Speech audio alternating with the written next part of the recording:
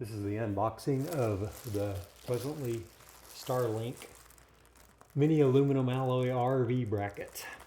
So you can see I just got it from Prime.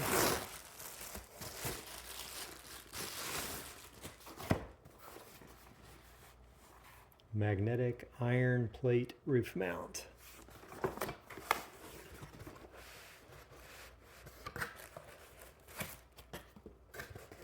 Okay, you can see it comes with a screwdriver.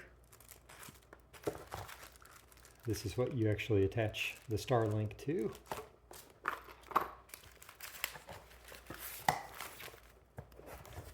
This is the plate, powder coated.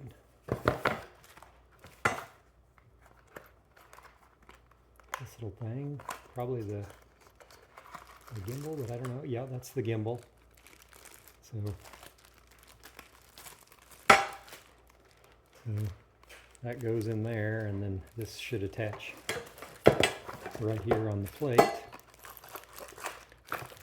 And then we've got two of these, and each one of these contains two of the feet that actually attaches to